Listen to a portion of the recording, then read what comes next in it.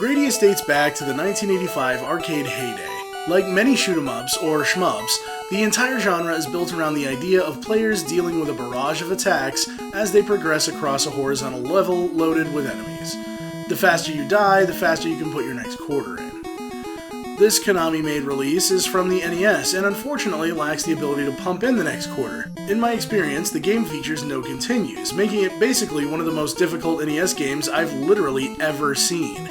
No continues and only 3 lives to beat the entire game? I don't care how short it is, that's going to take a lot of practice.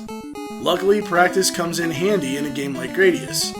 The patterns are pretty much the same, time after time, and it's all about learning what to do and how to react to those patterns. Throughout this game, I might discover some cheats that give me a few helpful power-ups, but it certainly didn't give me unlimited lives or unlimited continues. You were still at the mercy of the inbound flood of alien invaders. As you play through the game, your ship, which many players know as the Vic Viper, as is disclosed in the manual, although the same manual also has another name for it, your ship can receive many upgrades. The strategy in the game is about getting upgrades early on and then building up your ship, and being prepared to toggle certain additional upgrades. One weapon, simply known as the double, allows you to shoot upward. Another, the laser, allows a stronger energy beam to be shot forward. These two can't be used at the same time, so collecting enough upgrades so that you can trigger them and switch between the weapons at just the right time is a key strategy to the game.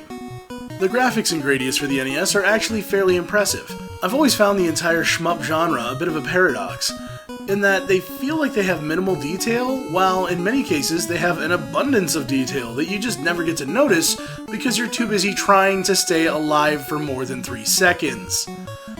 Still, in the case of Gradius, there seems to be a lot of detail in the character sprites, showing joints of robots and distinct lines and armor of the alien crafts. Your own sprite changes as you roll left and right, or what appears to be up and down on the screen. The environments are wonderfully detailed as well, even taking a look at simple areas like mountains and trees. They aren't as simply designed as they could be. Definite effort shows through in their appearance. Although the sound effects can grate on you a little, there is some variety that can be found when you switch weapons, so it isn't completely unbearable. The music is iconic, people love it, and it can be easy to see why. There were a few instances where I was concerned about short loops in songs, but it proves you wrong when a song introduces another movement you weren't expecting. There's also a larger variety of music in the game than one might expect. So is it a simple arcade quarter sucker, or does Gradius follow a story? I was pleased to find out that, indeed, the game does have a story, and an interesting one at that. Let's take a look at the PDF version of the manual Nintendo provided when the game was included on the NES Classic Edition. The story. The planet Gradius, a peaceful Earth-like world, is now under all-out space attack from their old nemesis, beings from the subspace star cluster of Bacterion. The people of Gradius are in danger of being completely destroyed by the amoeboid Bacterions. To save them, you've just launched the prototype hyperspace fighter, the Warp Rattler. The entire galaxy awaits your duel to the death with the evil Bacterions. Your objective is the Bacterion superfortress, Xarius. To reach this, you must steal the enemy power capsules along your route and boost the Warp Rattler's hyperpowers. You are the last hope for the gentle people of Gradius. You will need all your courage and concentration to win. Get ready to blast off. How to play. Your mission is to pilot the Warp Rattler into enemy space and destroy Xarius.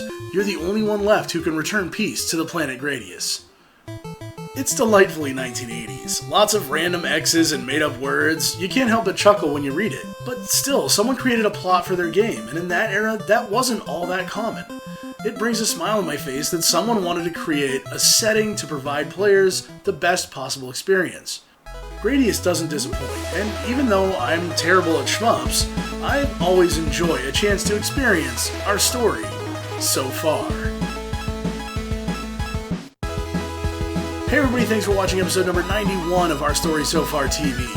I hope you enjoyed another short look back at an NES title. If you did, please give this video a like, share it with a friend who might also remember the game or enjoy it.